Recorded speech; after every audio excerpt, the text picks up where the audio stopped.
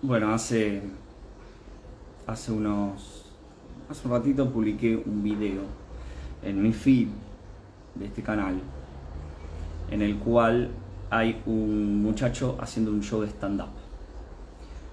Y ustedes dirán, ¿qué tiene que ver el stand-up con... ¿qué tiene que ver el stand-up con un camino de conciencia, ¿no? Que es lo que se propone acá. Es que en realidad a veces nosotros tenemos estereotipos. Y por ahí si yo te hablo de un sabio, vos te imaginás un tipo que vive en el Himalaya, que se viste con una toga, que se dedica a la meditación. Es el estereotipo de sabio. Seguramente no te imaginarías a un tipo que hace shows de stand-up. Sin embargo, si vos ves las palabras de este tipo, el nivel de sabiduría que hay en las palabras de ese tipo, no sé ni cómo se llama, sinceramente. Lo vi mirando Reels. Pero el nivel de sabiduría que hay en las palabras, yo te diría que puede superar a muchos de los supuestos sabios que andan dando vueltas por internet y que los ves con una toga naranja, el Dalai esto, el Lama del otro. Pero cuando vos empezás a desmenuzar, tienen muchos compartimentos estancos, ¿no? Y como que...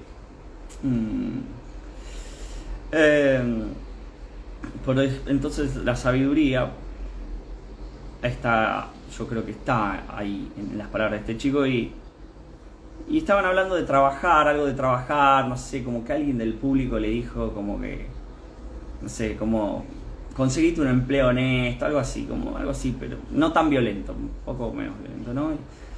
Y el pibe responde, pibe joven, tipo, no sé, 20 largos, ponele 30. Le responde, vos no estás trabajando, yo sí estoy trabajando. El hecho que a vos no te guste tu trabajo no quiere decir que tu trabajo sí es trabajo y el mío, porque sí me gusta, no es trabajo.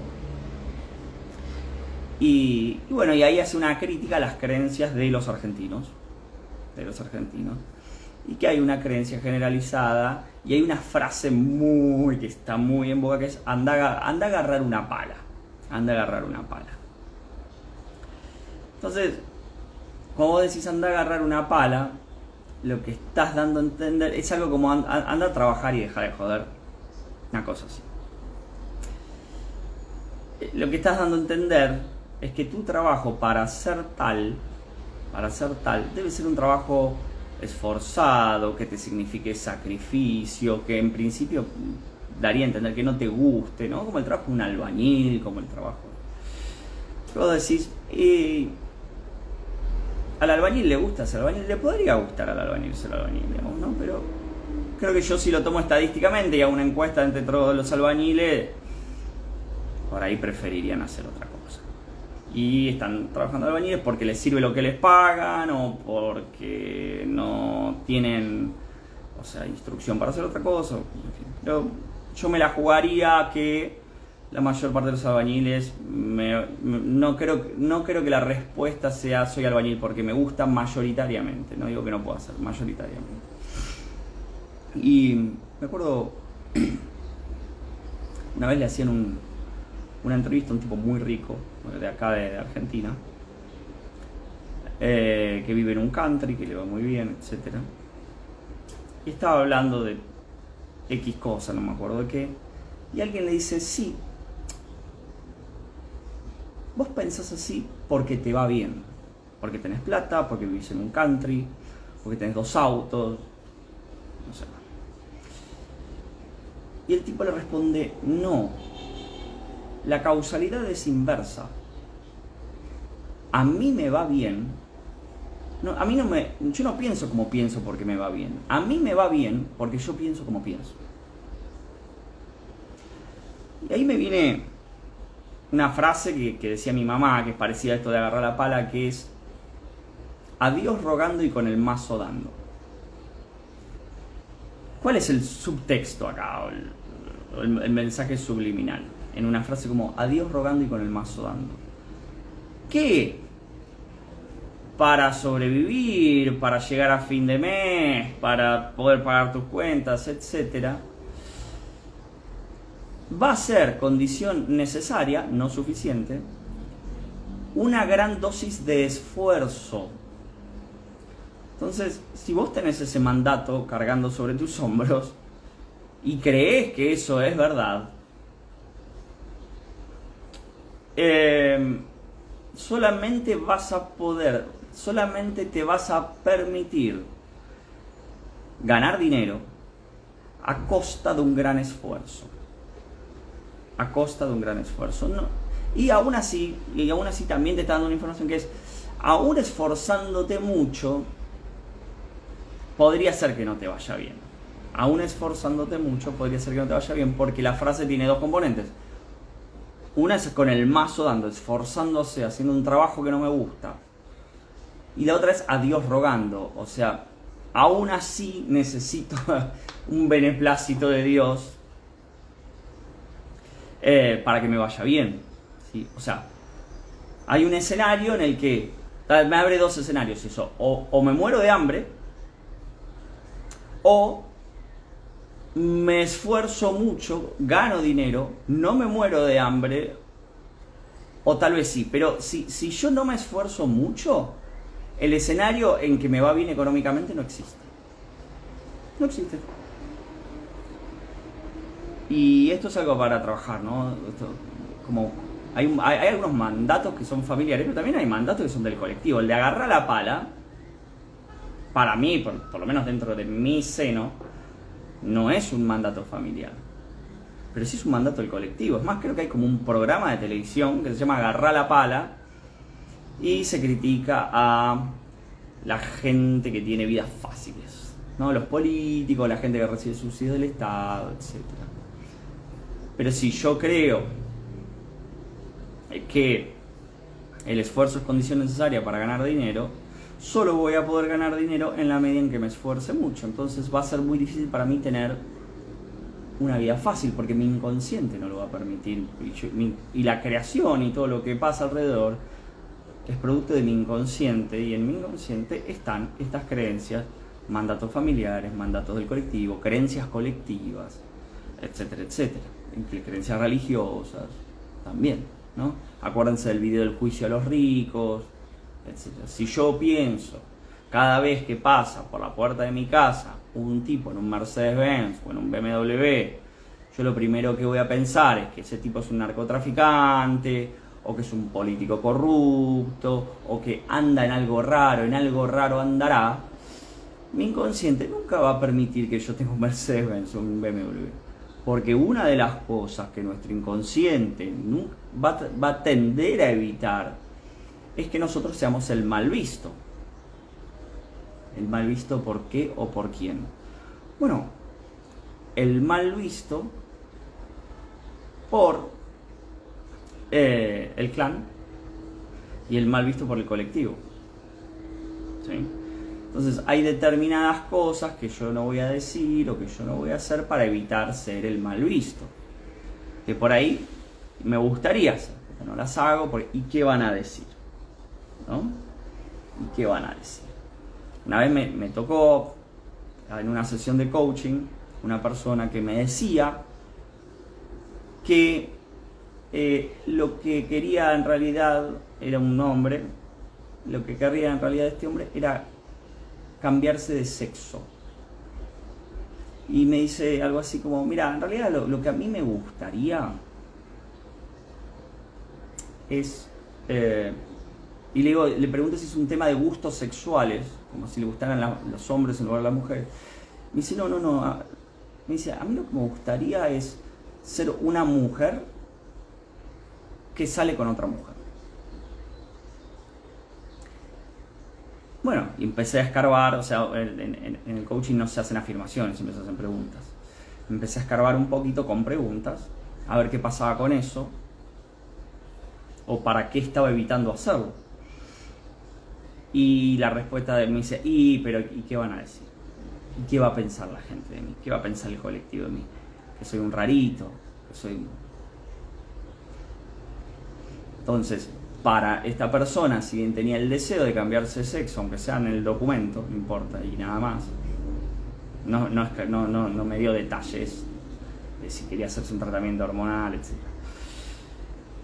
Esta persona deseaba hacer algo, pero no lo hacía para no ser el mal visto. Para no ser el mal visto. ¿Por quién? En este caso, por el colectivo, puede ser por alguien del clan, no importa. Estamos programados así. ¿Por qué? Porque el mal visto tiende a ser apartado, el apartado tiende a ser abandonado, y el abandonado de una manada tiende a morir. ¿Sí?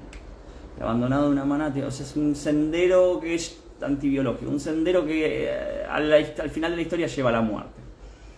La historia de siempre, el cachorro de una manada de mamíferos que es abandonado, tiende a morir. ¿De qué? ¿De sed, de hambre o víctima de los predadores? Se lo comen.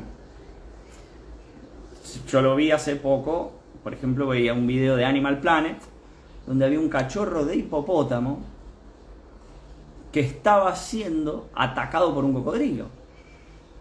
¿Qué posibilidades tenía de sobrevivir? Ninguna. Pero, como él estaba unido al clan, vienen como decirte 100 hipopótamos, y destrozan en pedazos al cocodrilo, pero literalmente en pedazos. Entonces él, por estar unido a la manada, sobrevive. Entonces, estar unido al colectivo, sobrevivo. Entonces también eso va a condicionar lo que vas a decir y lo que no vas a decir. Acordate el caso de Giordano Bruno, Galileo, otros, ¿no? Giordano Bruno, Galileo, ¿cómo terminan? Bueno, Giordano Bruno se le dicta sentencia de muerte por tener creencias distintas del clan. Creo que tenían que ver con esto de los planetas, si la Tierra es redonda o cuadrada, si gira alrededor del Sol o el Sol alrededor de la Tierra. Venía todo por ahí, no me acuerdo exactamente qué era lo que decía Giordano y qué era lo que decía Galileo y qué era lo que decía Copérnico, pero venía todo por ahí, ¿no? Y Giordano Bruno, por sus creencias, que eran distintas de las creencias de la época, no quiere decir ni que estén bien ni mal ninguna de las dos, pero por ir en contra del clan, fue el mal visto, y como se ser el mal visto, fue juzgado, fue sentenciado, y se le dictó sentencia de muerte y fue ejecutado, no me acuerdo de qué manera. ¿Qué va a pasar con Galileo? Bueno, Galileo publica todas sus ideas y ve que el camino que le está siguiendo es enjuiciado, llevado a juicio, y ve que en un momento ve que el camino que le está llevando es el camino de Giordano Bruno, que le está siguiendo los pasos de Giordano Bruno. Y bueno, en un momento el tribunal que lo juzga le dice: usted ahora tiene dos opciones: reafirmar sus ideas o retractarse. Y Galileo lo percibe y se da cuenta muy bien que si él reafirmaba sus ideas y decía todo lo que yo escribí es la verdad, su destino iba a ser la guillotina. Pero si se retracta, el tribunal le da la posibilidad de perdonarlo, digamos, por haber tenido creencias distintas del colectivo. ¿Y qué hace Galileo? Se retracta. Dice: no, yo me arrepiento, estaba equivocado, no supe ver la realidad, no supe ver la verdad, no sé qué me pasó, tuve un delirio. Se retracta y vive. ¿Por qué? Porque se acopla a la creencia mayoritaria, que no es solo una cosa de los que gobernaban, no, era una cosa de gobernados y también de gobernantes y también de gobernados. Toda la sociedad creía en ese momento que Galileo estaba atentando contra las verdades absolutas establecidas y creídas y aceptadas por la sociedad.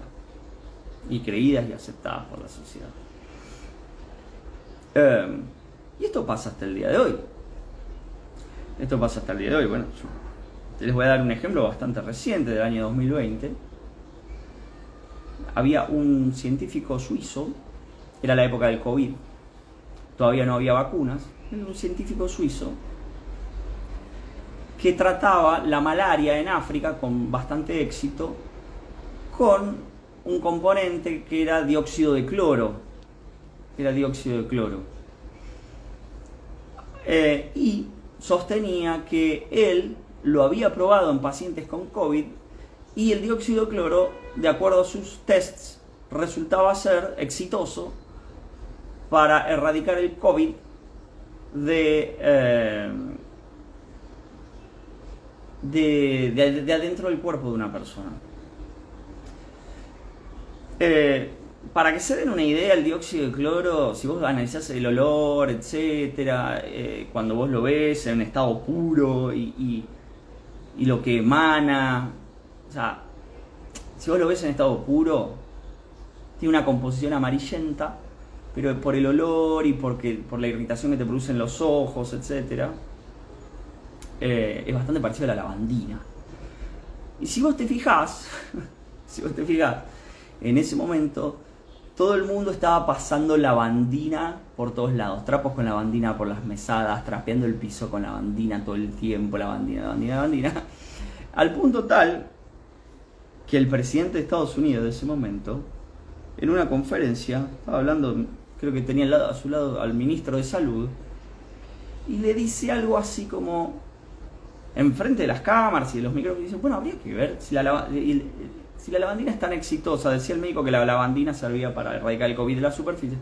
Y dice, bueno, si la lavandina es tan exitosa para erradicar el COVID, habría que ver de qué manera insertar esa lavandina en el cuerpo humano, en alguna dosis que no sea agresiva sobre el cuerpo, para erradicar el virus.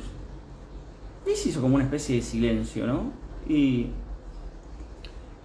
pues la cosa quedó ahí, o sea, el presidente ese nunca volvió a hablar del tema puntual, pero en realidad, intuitivamente, el presidente de Estados Unidos lo que estaba sugiriendo era una solución no muy distinta a la que proponía Andreas Schalker, que es este científico suizo que fue perseguido, que le quitaron su matrícula de médico, creo que tuvo que mudarse de país, se le hicieron causas judiciales.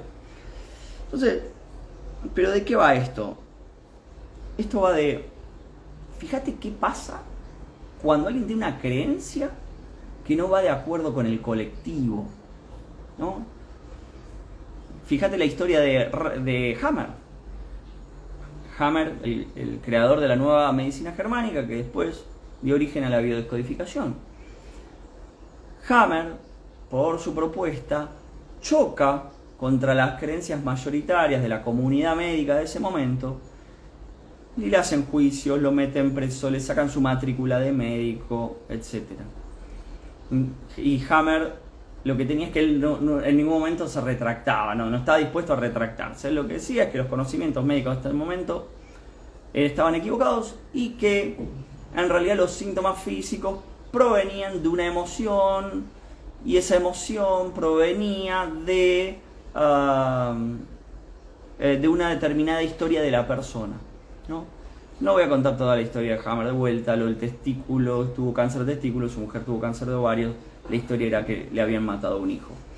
Ahora, este video no va a eso, este video va a mirá lo que pasa cuando una persona es mal vista. En estos casos por el colectivo, ¿no? Mirá lo que pasa cuando una persona es mal vista, o sea, cómo es segregada del clan, separada del clan, echada de todos lados. Mirá lo que pasa. Así que bueno, les di el caso de Andreas Schalker, les di el caso de Hammer, les di el caso de Giordano Bruno, les di el caso de Galileo, el de Copérnico no me lo acuerdo de memoria, pero muy parecido a los otros. Entonces lo que yo estoy diciendo es, en definitiva, estamos programados biológicamente para evitar ser los mal vistos, ¿sí? Y el video al principio empezaba con la frase de a Dios rogando y con el mazo dando, y el tema de agarrar la pala, y el tema de eso. te voy a decir una cosa, o sea, ¿vos te imaginás a Bill Gates agarrando una pala? ¿Vos te imaginás a Bill Gates trabajando en una obra? Removiendo el pastón, o a Rockefeller, o a Soros, ¿vos te los imaginás a ellos removiendo el pastón, armando el hormigón, doblando los fierros de las columnas de un edificio para armar, usando una moladora? ¿Vos te los imaginás? ¿Y quién tiene más plata? ¿Rothschild o un albañil? Entonces, esta idea de a Dios rogando con el mazo dando, agarrar la pala, etcétera, digamos, esta idea de que para ganar dinero hay que sacrificarse, al fin y al cabo, no deja de ser una creencia limitante y te va a limitar, te va a impedir que vos seas una persona económicamente exitosa, salvo que te esfuerces mucho. O sea, no quiere decir que necesariamente te vas a morir de hambre, pero para llegar a fin de mes te vas a tener que esforzar mucho, vas a tener que trabajar mucho, o muchas horas, o en un trabajo pesado, porque tu inconsciente te está dictando eso. Entonces, no te va como no pensás como pensás porque te va como te va. Te va como te va porque pensás como pensás. Eso es todo, chicos. Les mando un beso.